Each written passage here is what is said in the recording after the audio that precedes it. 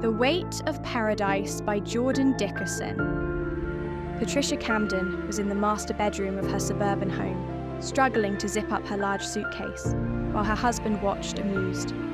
She looked to him and said, "I could use a little help." "I believe in you, babe," chuckled Patricia's husband, Andrew. "You've almost got it." Patricia put her forearm on the suitcase and leaned all her weight onto it, finally able to zip it up. Andrew, grinning, walked over to her and said, "See? I knew you could do it," before going in for a kiss. Patricia turned her lips away before Andrew's could make their landing, so Andrew settled for giving her a peck on the cheek. "Gee, thanks," said Patricia. She glanced at the clock on her nightstand, which read 8:45. "Shit, there's going to be traffic on I-5. We need to leave. Can you get the kids in the car?" Andrew grabbed her suitcase and said, "I'll take your bags, you get the kids." "Seriously?" said Patricia. "My single daddy duties start the moment you step into the airport," replied Andrew, "and not a moment before." The patting of footsteps could be heard drawing near, and Andrew said, "Speak of the devils," as their 7-year-old daughter and 5-year-old son burst into the room, still wearing their pajamas, and surrounded Patricia. Patricia's identical twin sister, Charlotte Mason, stretched as she awoke in her bed in her modern downtown loft. She was naked and looked over to the naked man still sleeping next to her.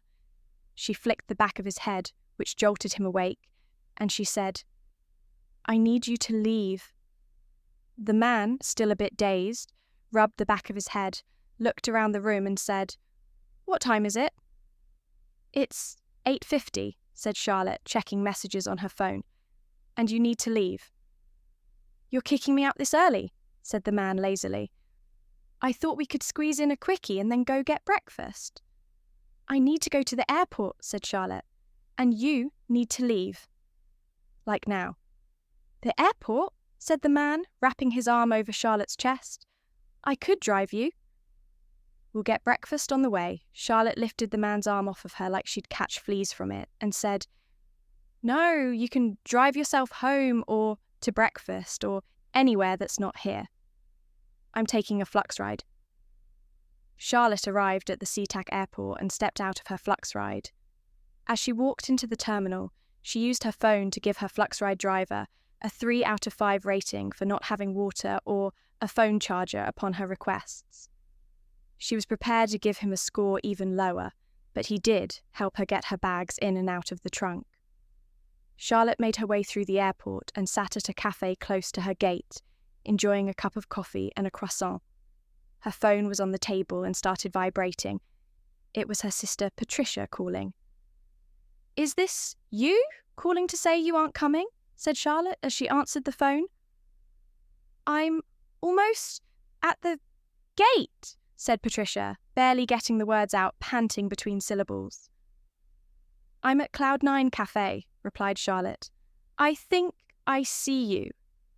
There can't be that many women as sexy as me sprinting through the airport. Come on over." Patricia, lugging a stuffed backpack, walked up to Charlotte's table. She glanced at her watch, not long enough to decipher the time, and while still catching her breath, asked, "They haven't started boarding yet?" Over the intercom, a woman's voice said, "Ladies and gentlemen, we are going to begin boarding Flight 327 with service to Kahului, Maui." "Sounds like they just started," said Charlotte. She stood from her chair and continued, "Have a seat and catch your breath. You can finish my breakfast. They'll be calling business to board soon, but you'll have plenty of time before they call basic economy."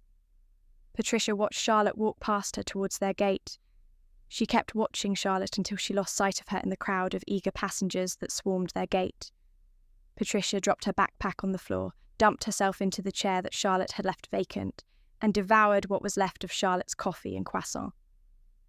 After 3 days of feasting, snorkeling, and chasing waterfalls, it was the day before Patricia and Charlotte were set to return home from their Hawaiian retreat, and they set out to hike the Kalalau Trail on the Nepali coast.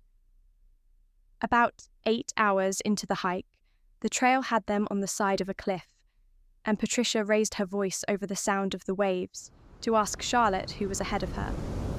"So, what are you most excited about getting home to?" "Are you kidding me?" replied Charlotte. "I'm not looking forward to anything back home." "Don't you think this is paradise?" "It is," said Patricia, "but I miss my babies and I miss Andrew." Charlotte halted in her tracks, turned to her sister and said, "What?" She shook her head and kept walking. "I can't believe you. All you do is whine about how those little, and this is your word, not mine, devils drive you crazy. And Andrew is an arsehole. I know firsthand he's an arsehole. He doesn't respect you at all. Do I even need to bring up that night when you first brought him to Christmas and he came in my room?" "He apologized for that," replied Patricia. "That's not the point," said Charlotte. "Trish, you're leading a life of quiet desperation." "I thought that was the mass of men," huffed Patricia. "Very funny," said Charlotte. "I'm being serious. Your life could be so much more if you wanted it to be. You're not that old yet. You can make a change." "You're only saying I'm not that old yet because you don't want to be that old yet," replied Patricia. Her foot slid on some rocks, and Charlotte stopped and turned to look at her.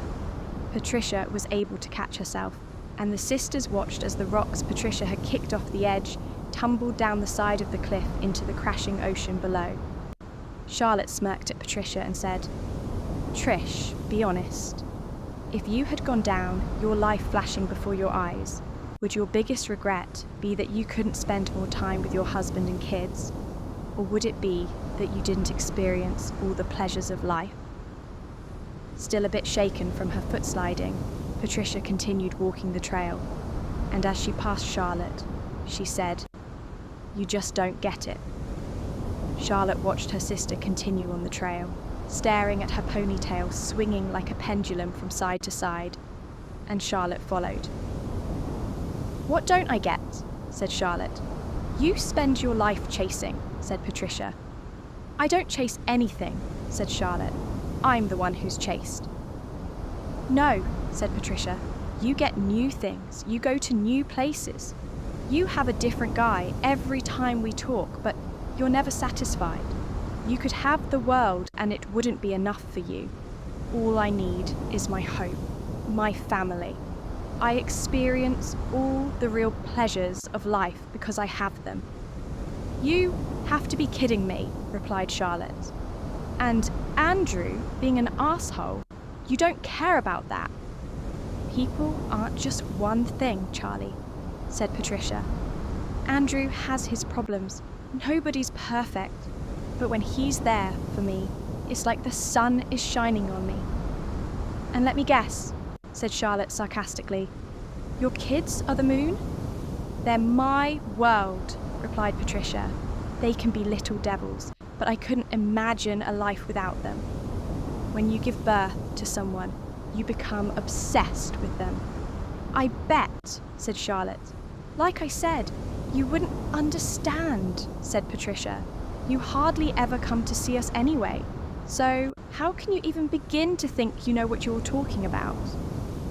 Andrew and the kids would probably forget what you look like if you didn't look just like me.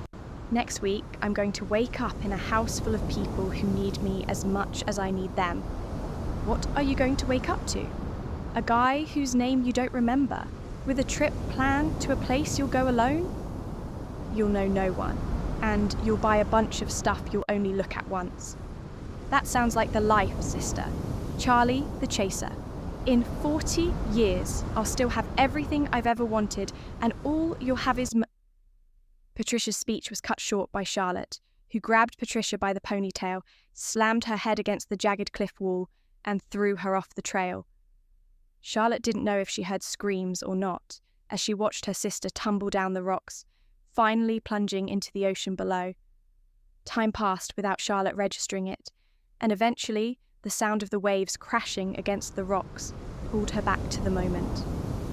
Charlotte continued on the trail for hours, not focusing on anything other than reaching the end. After 3 hours of hiking, Charlotte reached the end and found a logbook inside a container. She hesitated for a moment and then signed the book. Patricia Camden.